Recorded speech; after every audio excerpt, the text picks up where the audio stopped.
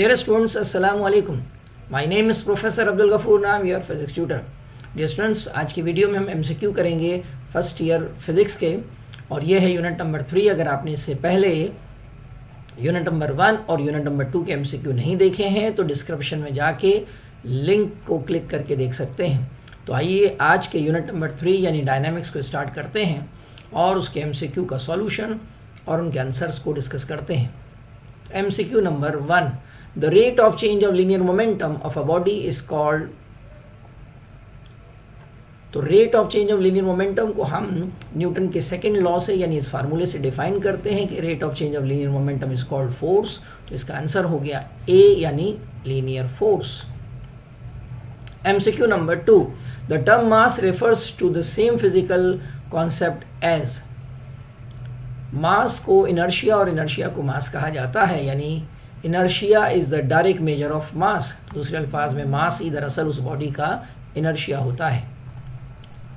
MCQ number 3, which one of the following force is also called a self-adjusting force। जब किसी body पर force लगाई जाती है तो उस बॉडी के कॉन्टेक्ट सरफेस और बॉडी के दरमियान एक रिएक्शनल फोर्स क्रिएट होती है और वो हमेशा आपके अप्लाइड फोर्स के इक्वल होती है।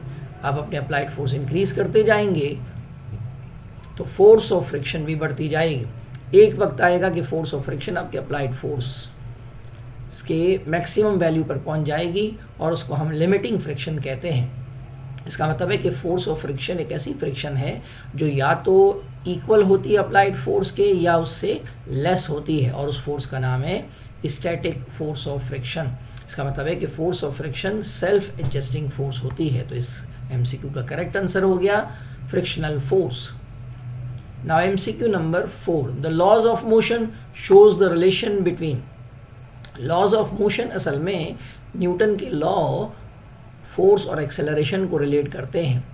जो न्यूटन का फर्स्ट लॉ है उसमें एक्सेलरेशन 0 होता है और नेट फोर्स भी 0 होती है। बॉडी कांस्टेंट स्पीड से या तो मूव कर रही होती है या वो रेस्ट में होती है, और अगर उसमें वेलोसिटी में चेंज आता है तो उसमें एक्सेलरेशन प्रोड्यूस होता है। इसका मतलब है कि फोर्स और एक्सेलरेशन ही न्यूटन्स के लॉ को रिलेट करते हैं, जबकि Newton's third law action reaction के फोर्स का पेयर होता है। तो करेक्ट आंसर हो गया force and acceleration. MCQ number 5, the motion of a rocket in the space is according to the law of conservation of. 4 option हमें दिए हुए हैं। स्पेस में जब कोई रॉकेट मूव कर रहा होता है तो उसकी वेलोसिटी और उसका मास कांस्टेंट होता है, और अगर वेलोसिटी और मास कांस्टेंट है तो इसका मतलब है कि उस स्पेस के अंदर रॉकेट का मोमेंटम भी कांस्टेंट होगा। तो फिर वो कंजर्वेशन ऑफ लीनियर मोमेंटम को फॉलो कर रहा होगा। तो MCQ 5 का आंसर हो गया linear momentum. MCQ number 6, a bomb of mass 12 kilogram initially at rest explodes into 2 pieces of mass is 4 kilogram and 8 kilogram. The speed of 8 kilogram mass is 6 meter per second. The kinetic energy of 4 kilogram mass is। यहाँ हम law of conservation of linear momentum के फार्मूले को use करेंगे कि total initial momentum is equal to total final momentum. चूंकि 12 kilogram का जो मास है या जो बॉम्ब है वो इनिशियली रेस्ट में था तो उसका टोटल इनिशियल मोमेंटम 0 हो गया, जबकि 8 किलोग्राम की बॉडी जो है वो 6 मीटर पर सेकेंड से मूव कर रही है तो इसका मोमेंटम हो गया 8 × 6। और 4 किलोग्राम वाला जो मास है उसकी वेलोसिटी हमें नहीं मालूम तो उसका मोमेंटम हो गया 4 × v। अब इसको हमने अरेंज कर दिया तो 4 × 6 48 हो गया, उसको 4 से डिवाइड किया तो वेलोसिटी आ गई -12 मीटर पर सेकेंड। ये है 4 किलोग्राम मास की वेलोसिटी। अब चूंकि वेलोसिटी और मास दोनों पता है हमको तो हम काइनेटिक एनर्जी का फार्मूला लगाएंगे हाफ एम स्क्वायर का, तो हाफ इंटू मास यानी 4 किलोग्राम, और जो वेलोसिटी हमने निकाली है -12 का स्क्वायर करेंगे तो 4 को 2 से डिवाइड किया 2 हो गया, और -12 का स्क्वायर 144 होता है। तो 144 × 2 ये हो गया 288 जूल। तो करेक्ट आंसर हो गया 288 जूल।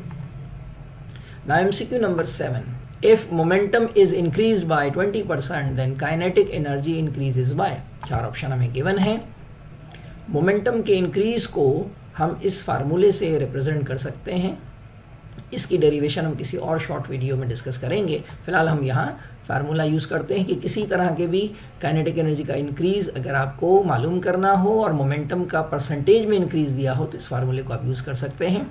जैसे फॉर एग्जांपल इस एमसीक्यू में काइनेटिक एनर्जी की परसेंटेज इंक्रीज मालूम करनी है, मोमेंटम का परसेंटेज 20 दिया है तो 20 को हम 2 से मल्टीप्लाई करेंगे, जबकि चेंज ऑफ मोमेंटम 0.2 है, यानी विदाउट परसेंटेज अगर हम चेंज ऑफ मोमेंटम देखें तो वो है 0.2, तो 0.2 का स्क्वायर किया और उसको 100 से मल्टीप्लाई कर दिया। अब 2 × 20 40 होता है, 0.2 का स्क्वायर 0.04 है, इसको 100 से मल्टीप्लाई किया तो 4 हो गया, जबकि 20 × 2 40 होता है तो 40 + 4 ये हो गया 44%। तो करेक्ट आंसर हो गया 44%। अगर कोई और परसेंटेज मोमेंटम की दी होगी तो वो भी आप इसमें सब्स्टिट्यूट करके मालूम कर सकते हैं कि कितना काइनेटिक एनर्जी का परसेंटेज में इंक्रीज होगा। Now MCQ number 8, the kinetic energy of a body of mass 2 kg and momentum of 2 Newton second is। तो आपको काइनेटिक एनर्जी 2 किलोग्राम के मास की मालूम करनी है, जबकि मोमेंटम दिया हुआ है 2 न्यूटन सेकेंड। काइनेटिक एनर्जी और मोमेंटम के रिलेशन को हम इस फार्मूले से भी रिप्रेजेंट कर सकते हैं कि ke = p²/2m। मास गिवन है 2 किलोग्राम, मोमेंटम जो है वो भी 2 न्यूटन सेकेंड गिवन है, दोनों की वैल्यू सब्स्टिट्यूट कर दी, 2 का स्क्वायर 4 होता है और 2 × 2 यानी मास को 2 से मल्टीप्लाई किया तो ये भी 4 हो गया और 4 को 4 से डिवाइड किया तो आंसर आ गया 1 joule. MCQ number 9, for the same kinetic energy the momentum is maximum 4। Again previous जो फार्मूला हमने काइनेटिक एनर्जी और मोमेंटम के रिलेशन का लिखा था उसको हमने दोबारा यहाँ लिखा और अरेंज करने पर 2m काइनेटिक एनर्जी से मल्टीप्लाई हो गया। अब 2 और काइनेटिक एनर्जी इस MCQ के मुताबिक चूंकि कांस्टेंट है, 2 तो वैसे ही नंबर है, कांस्टेंट है, लेकिन यहाँ MCQ में काइनेटिक एनर्जी को कांस्टेंट रखा गया है तो ये दोनों कांस्टेंट हो गए और अगर कांस्टेंट हटा दिया तो रिलेशन पता चल गया मास और मोमेंटम का कि mass is directly proportional to the square of momentum, यानी जिस पार्टिकल का मास ज्यादा होगा उसका मोमेंटम भी ज्यादा होगा। यहाँ 4 पार्टिकल गिवन है, an electron, a proton, a neutron और अल्फा पार्टिकल। तो सबसे ज्यादा मास जो है वो अल्फा पार्टिकल का होता है क्योंकि वो हीलियम का न्यूक्लियस होता है, उसमें 2 प्रोटॉन और 2 न्यूट्रॉन होते हैं। तो मास सबसे ज्यादा तो मोमेंटम भी सबसे ज्यादा होगा, तो करेक्ट आंसर हो गया अल्फा पार्टिकल।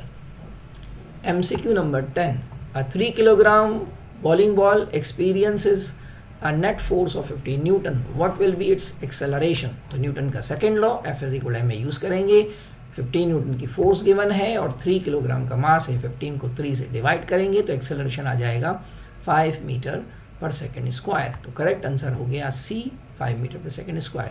तो ये था हमारा यूनिट नंबर 3 के MCQ। मिलते हैं फिर अगली वीडियो में। अल्लाह हाफिज।